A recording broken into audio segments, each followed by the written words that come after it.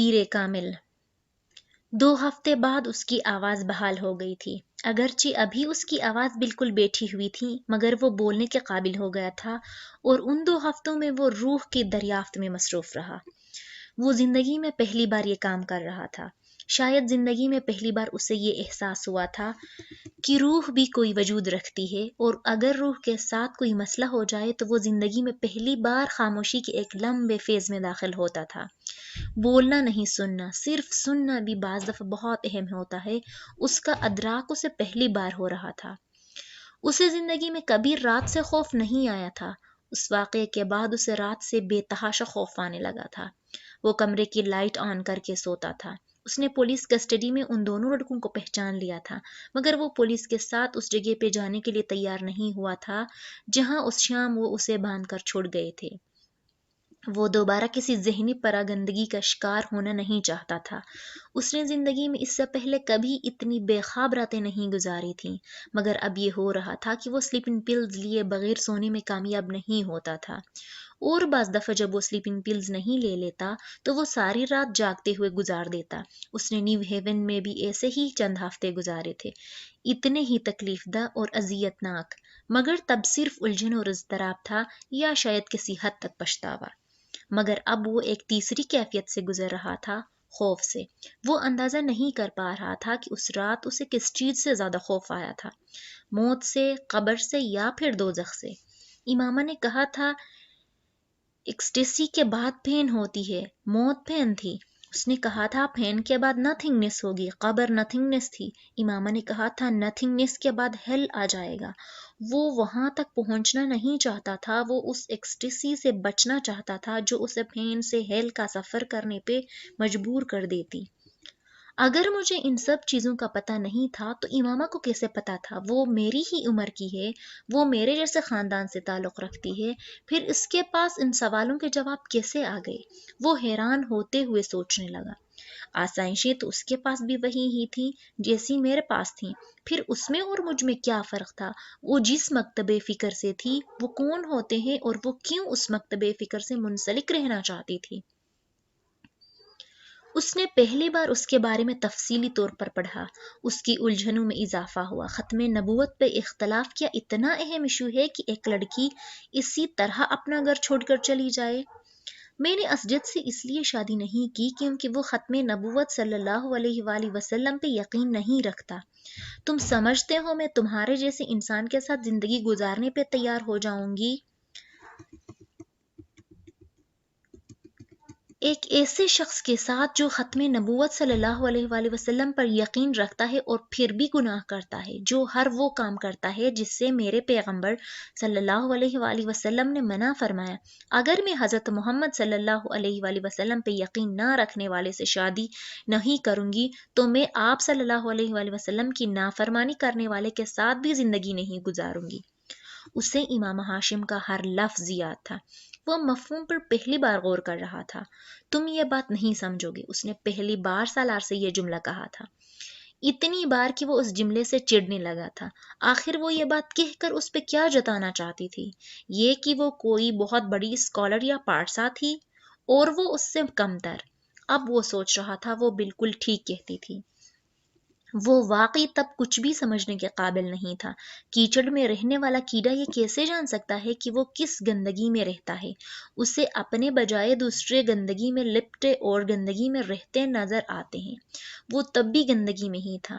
مجھے تمہاری آنکھوں سے، تمہارے کھلے گریبان سے گھن آتی ہے۔ اسے پہلی بار اب ان دونوں چیزوں سے گھن آئی۔ آئینے کے سامنے رکھے ہونے پر یہ جملہ کسی بز ورڈ کی طرح کئی ماہ تک ان کے کانوں میں گونجتا رہا۔ وہ ہر بار اسے ذہن سے جھٹکتا، کچھ مشتعل ہو جاتا، اپنے کام میں مصروف ہو جاتا، مگر اب پہلی بار اس نے محسوس کیا تھا کہ اس سے خود بھی اپنے آپ سے گھن آنے لگی تھی۔ وہ اپنا گریبان بند رکھنے لگا تھا، اپنی آنکھوں کو جھکانے لگا، وہ آئینے میں بھی خود اپنی آنکھوں میں دیکھنے سے کترانے لگا تھا۔ اس نے کبھی کسی سے یہ نہیں سنا تھا کہ کسی کو اس کی آنکھوں، اس کی نظروں سے گھن آتی ہے، خاص طور پر کسی لڑکی کو۔ یہ اس کی آنکھیں نہیں، ان آنکھوں میں جھانکنے والا تاثر تھا جس سے امام ہاشم کو گھن آئی تھی، اور امام ہاشم سے پہلے کسی لڑکی نے اس تاثر کو شناخت نہیں کیا تھا۔ وہ آنکھوں میں آنکھیں ڈال کر بات کرنے والی لڑکیوں کی کمپنی میں رہتا تھا اور وہ ایسی ہی لڑکیوں کو پسند کرتا تھا۔ امامہ ہاشم نے کبھی اس کی آنکھوں میں آنکھیں ڈال کر بات نہیں کی تھی۔ وہ اس کے چہرے کو دیکھتی اور اسے اپنی طرف دیکھتے پا کر نظر ہٹا لیتی یا کسی اور چیز کو دیکھنے لگتی۔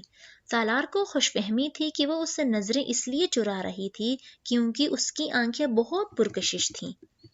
اسے پہلی بار اس کے منہ سے فون پر یہ سن کر شوق لگا تھا کہ اسے اس کی آنکھوں سے گھن آتی تھی۔ آنکھیں روح کی کھڑکیاں ہوتی ہے، اس نے کہیں پڑھا تھا، تو کیا میری آنکھیں میری اندر چھپی گندگی کو دکھانا شروع ہو گئی تھیں؟ اسے تعجب نہیں ہوا، ایسا ہی تھا، مگر اس گندگی کو دیکھنے کے لیے سامنے والے کا پاک ہونا ضروری تھا، اور امامہ ہاشم پاک تھی۔ آپ مجھے کچھ بھی نہ سمجھائیں، آپ کو اب مجھ سے کوئی شکایت نہیں ہوگی، سالار نے سکندر سے آنکھیں ملائے بغیر کہا۔ وہ دوبارہ یل جا رہا تھا اور جانے سے پہلے سکندر نے ہمیشہ کی طرح اسے سمجھانے کی کوشش کی تھی۔ وہی پرانی نصیحتیں کسی موہوم سی آس اور امید میں ایک بار پھر اس کے کانوں میں ٹھونسنے کی کوشش کی تھی، مگر اس بار اس کے بات شروع کرتے ہی سالار نے انہیں شاید زندگی میں پہلی دفعہ یقین دہانی کرائی تھی، اور زندگی میں پہلی بار سکندر عثمان کو اس کے الفاظ پہ یقین آیا تھا۔ وہ اس حادثے کے بعد اس میں آنے والی تبدیلی کو واضح طور پر دیکھ رہے تھے۔ وہ پہلے والا سالار نہیں رہا تھا، اس کی زندگی ہی تبدیل ہو چکی تھی، اس کا حلیہ، اس کا انداز، سب کچھ۔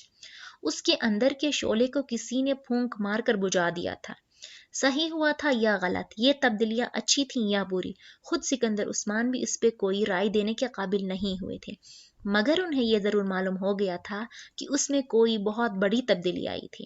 انہیں یہ اندازہ نہیں ہوا تھا کہ اس نے زندگی میں پہلی بار چوٹ کھائی تھی، اور زندگی میں پہلی بار پڑنے والی چوٹ بڑے بڑوں کو رلا دیتی ہے۔ وہ تو پھر 21-22 سال کا لڑکا تھا۔ زندگی میں پہلی دفعہ ہمیں پتہ نہیں چلتا کہ ہم تاریکی سے باہر آئے ہیں یا تاریکی میں داخل ہوئے ہیں۔ اندھیرے میں سمت کا پتہ نہیں چلتا، مگر آسمان اور زمین کا پتہ ضرور چل جاتا ہے، بلکہ ہر حال میں چلتا ہے۔ سر اٹھانے پر آسمان ہی ہوتا ہے، سر جھکانے پر زمین ہی ہوتی ہے۔ دکھائی دے نہ دے، مگر زندگی میں سفر کرنے کے لیے صرف 4 سمتوں ہی کی ضرورت پڑتی ہے، دائیں بائیں، آگے پیچھے۔ 5ویں سمت پیروں کے نیچے ہوتی ہے، وہاں زمین نہ ہو تو پاتال آ جاتا ہے، پاتال میں پہنچنے کے بعد کسی سمت کی ضرورت نہیں رہتی۔ 6ٹھی سمت سر سے اوپر ہوتی ہے، وہاں جایا ہی نہیں جا سکتا، وہاں اللہ ہوتا ہے، آنکھوں سے نظر نہ آنے والا، مگر دل کی ہر دھڑکن، خون کی ہر گردش، ہر آنے جانے والے سانس، حلق سے اترنے والے ہر نوالے کے ساتھ محسوس ہونے والا۔ وہ فوٹوگرافک میموری، وہ 150+ آئی کیو لیول اب اسے عذاب لگ رہا تھا۔ وہ سب کچھ بھولنا چاہتا تھا، وہ سب جو وہ کرتا رہا، وہ کچھ بھی بھلانے کے قابل نہیں تھا۔ کوئی اس سے اس کی تکلیف پوچھتا